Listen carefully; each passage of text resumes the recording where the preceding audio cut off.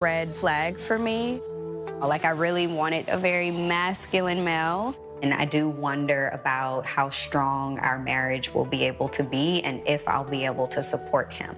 Hey guys, and welcome back to Little Blair, but you know what time it is. Talking to you guys about Married at First Sight, Karen and Miles. I really don't think Karen likes Miles that much. Guys, if you're new to the channel, make sure you like, share, subscribe, click on the bell button for notification of the uploads, and for those of you returnees, you already know what it is, baby. You got the minerals, you got the minerals, yes. Okay, so guys, as well, don't forget as well, join the mineral gang. Join the mineral gang. Get yourself the mineral hoodie. You understand? Go and join the mineral gang. Grab the merchandise. All right, cool. Now let's talk about it. So obviously, we see Miles and Karen. I think many people might have seen the preliminary video that was a snippet that was given by Married at First Sight Love Time TV on Instagram. And when I watched it, I was like, and I saw the comments as well. And I saw that it was a bit heavy against Karen, and you know, saying, you know, that she's not been very supportive, I guess. So kind of want to break some things down. So I really don't believe that Karen is sold on Miles. I'm sorry. Like, we've talked about stranger behavior. We've talked about the way that she's you know, was a little bit annoyed about the fact that he had 10 monogamous relationships. We have seen now also this situation where the way she's behaved in terms of the fact that she, I mean, there's a few things in this video which I could talk about, where she said, obviously, you know, about intimacy, and she joked about saying never, and he was like, no, I'm not about never. You know what I'm saying? The part where she dictated for Mango, like, bro, just a few things. Like, I genuinely don't know. I genuinely don't think that Miles is going to be Karen's type. I mean, we keep going back to the very beginning. We keep going back to the very beginning when she said that he's too emotional, and now we've got a scene where we are seeing Miles having to explain to Karen that, you know, he's been diagnosed with clinical depression, and so he takes tablets for it, etc, etc. Now let me just pause there. Many people might be a little bit, you know, on Karen's shoulders because she mentioned about the fact that she wants a masculine man, and that, you know, when she heard about the clinical depression, that's not a way to react. And I agree. I mean, I believe the initial reaction, well, I believe that a reaction to say, I don't believe is masculine because he doesn't deal with, or because he deals with, you know, clinical depression, again, is an understatement of what being masculine is, number one, and number two as well, what sharing your emotions are, really. With the idea that something was like wrong with me, or like that I was more emotional than other people, or like, why am I in this funk and I don't understand, like, I don't understand. Miles has got to a place where he's comfortable, he likes her, and he's willing to share. The problem is that his partner is not at that level. The problem here is that his partner has not gone to the depth that he's gone to. The problem here is a partner has her own ideas of what a man should be, and you don't fit it, Miles, unfortunately, okay? So when we look at the very beginning, when he's talking to her, you know, you can see that it's a very difficult conversation. And I have to be honest, I appreciate her response, because she said, you know, thank you for sharing with me. I really appreciate it, because you didn't have to. And then, you know, she also says, well, how do I know how to react to you? How do I know what to say to you when you're in that funk of a mood? You know, and those are good questions to ask. I think anybody's lying to themselves if they think it's simple case of when you hear someone say they're clinically depressed to go, woo, I appreciate you, yeah. No, you're not going to do that. You know what I'm saying? So I can't bash Karen for that, because I also understand that that's another heavy weight to have on your shoulders. And I guess it's another reason for her as well to potentially leave. Because this is not what she signed up for, as she said.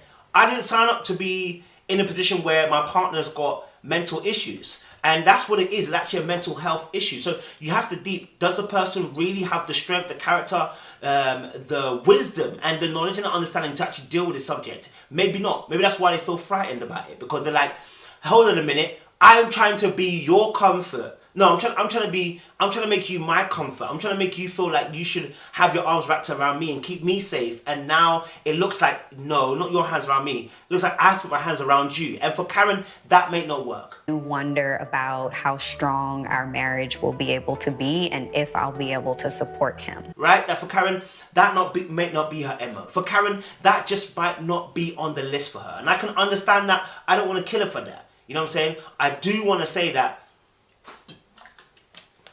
her idea of masculine or masculinity may be slightly fractured, and it may be because of the past boyfriend or past partner or past partners.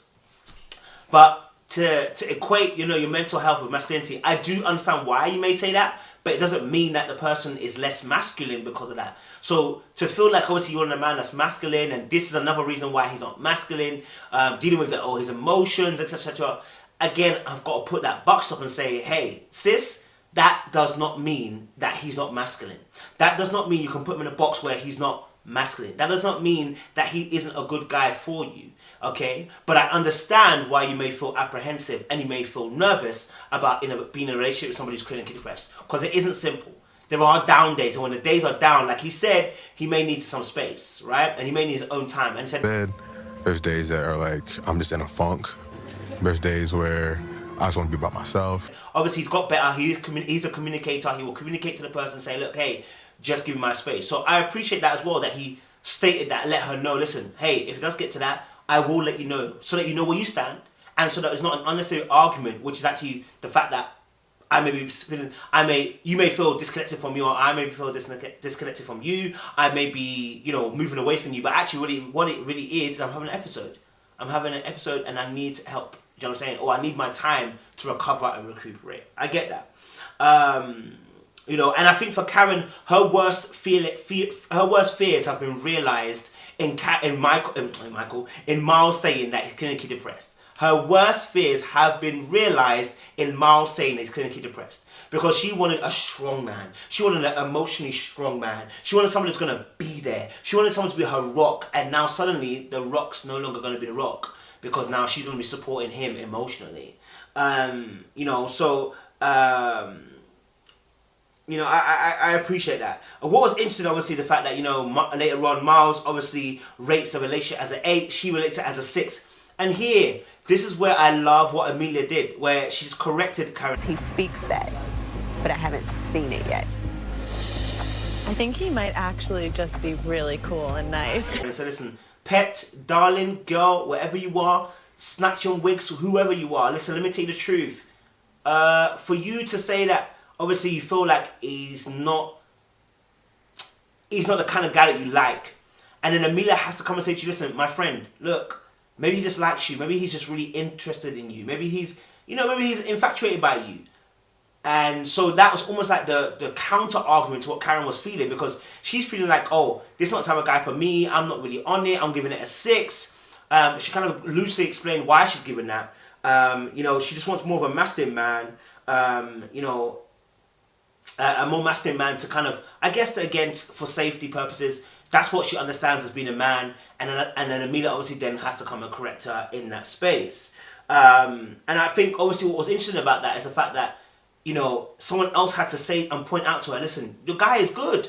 Like, yo, you're fretting about something, but the guy is actually really good. Like, don't get stressed. Don't let this thing take you out of a good situation. You see, when you're broken, your lens is broken. When you're hurt, your lens is hurt. When you've been hurt by a guy, and if you don't take time to recuperate and recover in the right way, the lens that you look through life, this is where you get red pill from, yeah, it's going to be skewed. When you start looking at life through broken lenses, you can't get the full picture. You get a distorted picture because you're looking through a certain type of lens. And I really believe that, obviously, I get it. Again, for Karen, it's like you're 26. You're not showing, for her anyway, you're not showing me masculine leadership skills. You're not being as firm and as assertive as you need to be. You're now clinically depressed. Like, bruv, like, I didn't ask for a feminine woman, even though I don't agree that. I didn't ask for that. I asked for a masculine man. And some of the masculinity sometimes, well, I say sometimes. I mean, this guy is not a small guy. He's a tall guy. He's quite sizable. So she's not talking about physicality. She's talking about the way that he handles himself. And I do get it. I understand it. You know what I'm saying? Again, I don't rock with the fact that, you know, masculinity is attached to your mental health, that you're more feminine if you've got mental health issues or if you've gone through mental health situation. No, I don't rock with that. You know, and then obviously, you know, come the morning, I think what was interesting for me is that obviously when he tried to wake her up, she was grouchy, she was a bit pissed. Yeah, we have. Yeah. I can show more excitement when I'm awake. You're so hype. You're so hype. Off, a bit annoyed, Again, I understand. And then they get to the dinner table, well, the morning breakfast table. And as they're talking, what's really interesting, well, when they're talking, what's really interesting is that the way she asks for his mango. Now, she doesn't say, oh, can I have some of your mango? She goes, no, can I have your mango? And I'm saying it a bit more direct than she said it, but the fact that she used, can I have your mango? Can I have your mangoes? It's almost as if, like, you're going to eat all the mangoes on my plate and not think about me. Like, normally what someone should say is like, oh, can I have some of your mangoes? Right? That means can I share some of your mangoes? When you say, can I have your mangoes, you're not trying to take it all from me. And then you see his response, which is that, oh, no, you can have some. Yeah, you can have a portion. I got you. You can have half. Nice. Thank you. You've been pretty nice yourself. I'm gonna try it. And she said, obviously, she's trying. And I said, well, what do you mean you're trying, darling? How are you trying? Why are you trying? This should be a natural flow. When I say natural flow, I ain't talking about the chemistry. I'm talking about the way that you're operating. It should be natural. It shouldn't be that you're trying. You're trying to force it. You're trying to force it. That's the point. So she's not feeling this brother at all. At this moment, she's not feeling him. Even if she stays for 8 weeks after, she's still not feeling him. Maybe she needs the cameras to be a way to actually reduce her embarrassment of dating somebody who's 4 years younger. Maybe that's what it is. But for me at the moment, I'm just looking at going, hold on a minute. Like, are you alright? Or are you alright? Like, sister, did it scatter your brain or did it scatter your brain? You understand? Yeah? To say that obviously, he's saying that you're being nice, you're saying he's being nice, and then you say, oh, I am trying. And it's like, And you saw his face when she said trying. I was like, sis, you're not helping your case here at all.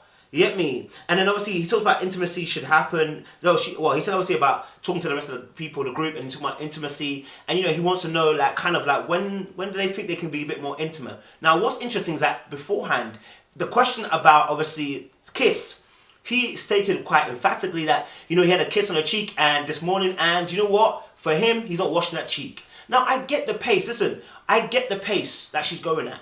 I get it. I mean, if you look at herself and freaking Henry, they're two different paces. Even though she's slow, he's slow, she's obviously at a different pace. Now, what's interesting is obviously the fact that, he joked around saying obviously he had a kiss on her cheek and that's the only kiss he's ever had.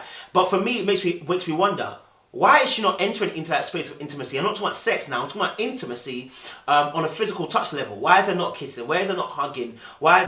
Kiss on the cheek today. Okay. Baby steps. I haven't washed my cheek since. I mean, why is there not more of that particular behavior, right? But you're seeing that obviously the first you can get is a kiss on the cheek. Brother, this girl don't rate you. She ain't waiting because they don't need to wait per se for that. You wait for sex, yes, but to wait not to kiss, it's not like she's doing celibacy, it's not like she's doing abstinence. Bruv, she's just not on you, blood. She's not on you. You understand? It's that simple. A girl doesn't want to make that move on an intimate level, more time than not, it's not always, more time than not, it's not feeling you. And she's just going through the motions. That's what I feel. Going through the motions. Getting that contractual 8 weeks in. You understand? Making sure that she gets a piece. Okay, I'm being a bit harsh.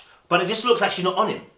It really doesn't. It really looks like she's not on him. You know what I'm saying? Like, he said obviously, he hasn't got a chance to really hug her properly and stuff like that. You know what I'm saying? And he just wants to be able to do that. He wants to be more affectionate on that level.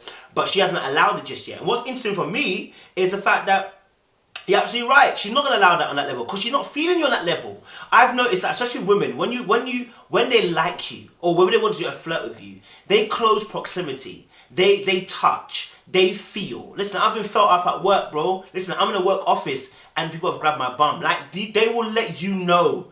They will let you know a hug, a touch on your neck, something seductive to make you feel and know that you want it. Touch me, kiss me, baby, till I lose control. You know what I'm saying? Like, blood, there should be some level of touching, my guy. If you can't even get a hug out here, brother, it's not the one for you. You saying that I'm really respecting her time. Yes, you are respecting my brother, but is she respecting you? You know what I'm saying? Like, at the moment, she's in control. Like she said herself, like, she wants to work at her pace that she's working at. Fine, but your pace right now is burning slow, sis. Just be honest. He ain't your type. He ain't the one that you wanted. You know what I'm saying? He ain't the one that you like. Oh, baby, baby, what you like, what you see? Would you come over, check up on it, check up on it, check up on it, check up on it? Check on me tonight. I don't know if that's the right words, but anyway.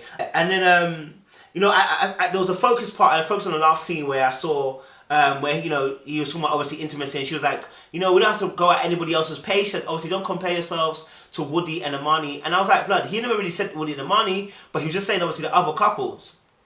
Now, obviously, we know that Woody and Amani have 6 days, you know, they've had sex, they've got really close, they've touched each other and everything like that, kissed each other, and their chemistry is amazing. Now, am I saying that, you know, Karen should automatically start just, you know, giving it up to Miles? No, no one's asking that. What we are saying, though, is that show some interest. Show some distinct interest. The physical touch is a very important part of any relationship. Hugs, kisses, hand around the waist, hand around the shoulders, you know what I'm saying? Holding hands, them kind of things they're all part and parcel. So if we're talking about being slow and trying to take it there, I need to see the other aspects of your physical touch. I need to see the other aspects of physical behavior. You know what I'm saying? Yeah? I'm just saying, man them know the levels, bro. When a girl likes you, she touches you, bro. I'm just saying, she touches you. You know, and so when obviously he says obviously about the fact that, you know, he says never and he says never again twice. I saw a little bit more firmness and a bit more assertiveness, and you saw the way she kind of laughed, and she kind of laughed with it a little bit and said, no, that's not what I was saying. I was just joking, blah blah. But that little bit of assertiveness, beautiful. Second night, 3 weeks. 83rd night. Never. I don't know about never, no. I'm just saying, like. I don't know about. That's what we need from you, Mouse. This is what we need from you. Assert yourself, soldier. Assert yourself. Let her know there's some things that are acceptable, not acceptable. Let her know you got boundaries, blood. Let her know she can't take you for a mug and a mugu. You understand? Let her know that, listen, babes, I like you, you know. I'm going to be real with you, I like you. You understand? I don't do this wishy-washy thing. This is what I like to do with you. You understand? I'm not saying about sex part. I'm talking about physical intimacy. You feel me? And you know what I'm saying? Like, all that sleeping on the edge of the bed and all that kind of stuff, fam, ain't when you know brownie points, okay? All that I respect her and I love her ain't when you know brownie points, because the truth of the matter is, you're not showing her you're not showing her that assertiveness that she needs. Just like Henry ain't showing, you know, Christina that assertiveness. Now, it's slightly different because I think Karen is a bit more responsive than Henry, or a bit more responsive. So I understand that, and, you know, they've discussed it. But the truth of the matter is, fam, she's just not ready for this relationship. She's not on it for me. And I'm not saying they won't make the 8 weeks. What I am saying, though, is, though, they're not going to be successful and happy if this is where they're going to. They keep continuing down this lane. You feel me? I don't know. You know, how can two walk together unless they agree? You know what I'm saying? And we should share one another's burdens. You know, this is love. We have to share each other's burdens. And so when he shares, obviously, about his mental illness, we just hope that Karen's going to be sensitive, real, appreciative, and just build him up in that case as well. So, guys, if you're new to the channel, make sure you like, share, subscribe, click on the bell button for a notification of the uploads, and we appreciate you guys. Oh, man.